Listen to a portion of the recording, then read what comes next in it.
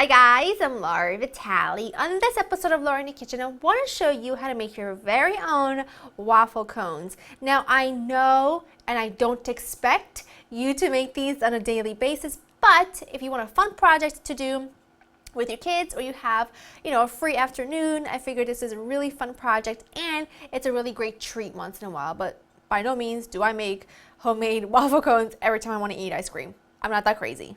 I mean, I'm crazy, but not that crazy. The ingredients you'll need to make them are very few and very basic. You'll need some whole milk, eggs, flour, salt, sugar, melted butter, and vanilla extract. That is it. Now let's get started. The very first thing I'm going to do, in a large bowl, I'm going to add my eggs and my sugar. And I'm just going to whisk these by hand for just a couple of minutes or until this mixture becomes a little frothy and a little more pale in color. But don't bring out any heavy machinery because you're not looking for this to double in size or anything. You're really just looking to kind of add a little bit of air into the eggs. Perfect. Now I can add the rest of the wet ingredients. So we got the milk, the melted butter, and a good splash of vanilla extract. This is my homemade vanilla extract, and sometimes, which is a tip I want to give you, you might want to shake your vanilla every time you use it because all the seeds sink to the bottom. Because in homemade vanilla extract, you get lots and lots of vanilla beans. Okay, good enough. Add the dry ingredients, which is just the salt and the flour, and you just want to whisk this just long enough for everything to kind of come together. And at this point, it'll look really, really loose and thin. But now the important part is, you can see at this point we're done whisking. You can see how thin that is. Now at this point, all I'm going to do is I'm going to set this aside and let it rest for 5 minutes. And in the meantime, I'm going to get my waffle maker out, my waffle cone maker, and I'm going to get that preheated. I know I'll get questions about whether or not you can make this recipe without a waffle cone maker, and you can.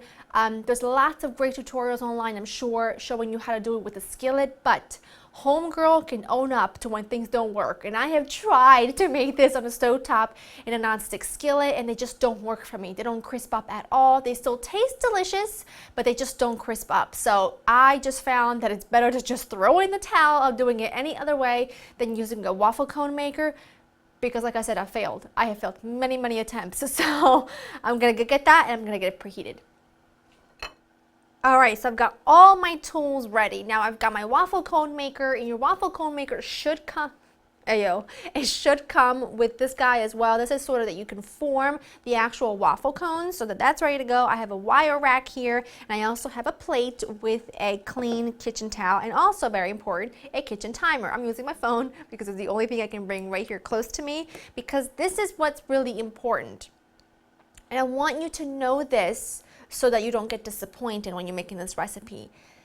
It's really difficult to get really good crunchy waffle cones. I can't tell you how many times I have made them and they've tasted delicious, but they haven't gotten really crunchy. They've kind of remained soft. So I have found that if you use this is just a chef's choice waffle cone maker. If you put it on setting number 4 and you put your waffle cones in there and you let them cook for 1 minute and 40 seconds, they come out perfect and they stay nice and crispy. However, this is something you want to eat right away, because the longer they sit, especially in a humid climate, they will soften. So if you leave these out overnight, they're going to soften. So make these and eat them at the scene of the crime. Never leave this area, basically. So this is ready to go. You'll need a little less than a 1/4 cup. See how it's thickened up really nicely? You'll need a little less than a 1/4 cup of batter for each one. About 3 tablespoons or so. Put that right in the center. And don't worry if the first few come out wonky. Put the lid on, and then instantly I start my stopwatch, and I'm going to let that go for 1 minute and 40 seconds. I'm going to do some of these, and then I'm going to show you how to form them, how they look when they're cooled, all that fun stuff. All right. If it looks a little bit wonky on one side, do not panic. It does not matter. You take whatever isn't the prettiest side. Now this, you have to work quickly. You take your cone shaper guy, you point it like that, not all the way to the bottom, because you need to be able to seal the ends, just like that, of your ice cream cone. And this is when, I'm trying to show you this, so you kind of just roll and you press it against that plate, and then you just kind of press it like that to really just seal that seam, because you want to make sure that the seam is sealed completely so that it doesn't break apart. Then you let that cool for several seconds on your cone maker, and then you just put it on a rack, and this is what they look like. I mean, that is what it looks like. But how ridiculous that I didn't feel it was something. I made some homemade sherbet, kind of like my take on a rainbow sherbet, but using fruit instead of food coloring. So it is like the perfect summertime treat for just me, because that's how I roll. I'll be here for a while. I hope that you found this fun, helpful, whatever you want to call it. See, you slip out your waffle cone little shaper and you're done.